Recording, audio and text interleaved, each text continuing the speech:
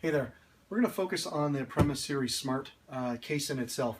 In a future video we'll talk about the components that are in the case and the configurations, but there's a lot of technology going on just in the case, and so we want to have a little bit of time and make sure that you understand its capability. So the first thing obviously is the case has been designed for portability, and so with respect to that, the concept here is that we're able to very quickly just open the lid, get to applying power, and everything boots up in prescriptive mode and allow us to get to our demos. Before we get into some of the technology here, I'm going to identify something pretty important. This is what is called a protection mat, and it's provided with every kit.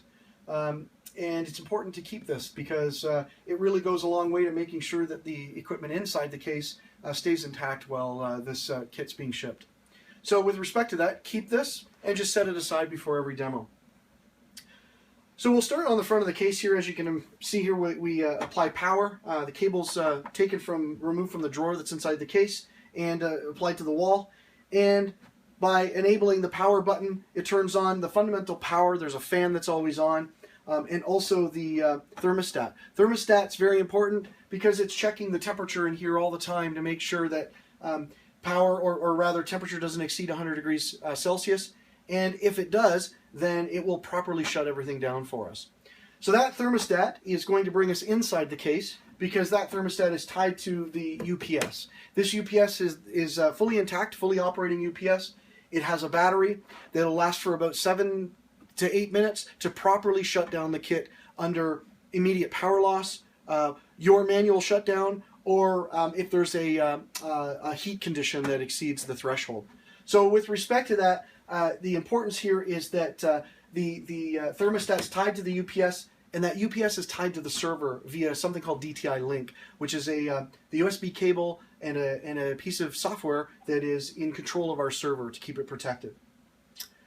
So with respect to that, I'll start to get into the grid system. What I'm doing here is opening up what's the grid slide surface.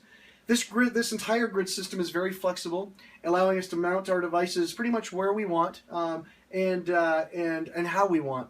The actual surface here is pretty important because from a demonstration capability, we're always looking for more room, and so some thought went into this to allow us to not just tilt it towards our customers or whomever's watching our demo, but also by removing these two mount handles, I can actually extend the grid surface in itself. And then if I want, reutilize the handles to basically act as stoppers for other types of technology that go a long way to helping us to deliver good demonstrations. So with respect to that, this actual surface and the actual grid system in itself, again, ultimately allowing us to be very flexible. So what I'll do quickly here is I'm going to just put this back so you can actually see how easy it is to not only set up but also tear down. And if you can imagine at a demonstration with a customer or even at a trade show, this really saves a lot of time for us. So with respect to that, I'll put that back in its place, and then I'm going to shift focus here to this side of the case, which is our 19-inch rack mountable server. So almost any standard 19-inch rack mount server will fit. However, this has been designed for the Cisco Xperience, meaning that this is the BE6K server, the C220 series server, and as mentioned, tied into the UPS. Along the door here, really important that this door does get opened when you apply power, because this server takes air from the front and runs it through the case, and then I'll get to the other side of the case where there is an exhaust system that removes the air. Inside the door, there's some instructions on how to turn the case on and off. There's the QR code allowing us to deliver reported demonstrations via the iPhone app, and then there's some warning conditions here and stickers on just reminding of certain things. So what I'll do is I'll shift focus here to the other side of the kit in itself, where the technology really now allows us to start to expand outside the case. And so this drawer here, very important, is open when the power is applied to the kit, because as mentioned, server draws from the front. There's a fan here. You can feel the air being pushed out of the kit, out of the case in itself. Here are the 3 through case connections: HDMI, Ethernet, and USB. So HDMI, external monitor, maybe to an overhead projector while you're at a customer's boardroom or demonstration. This Ethernet connection is very important because if the customer does provide you with local Ethernet internet connection, this is where you can physically wire it. And then of course here is our USB, so external mice, keyboards, things of that nature. The other option that I should mention is back to the Ethernet wiring.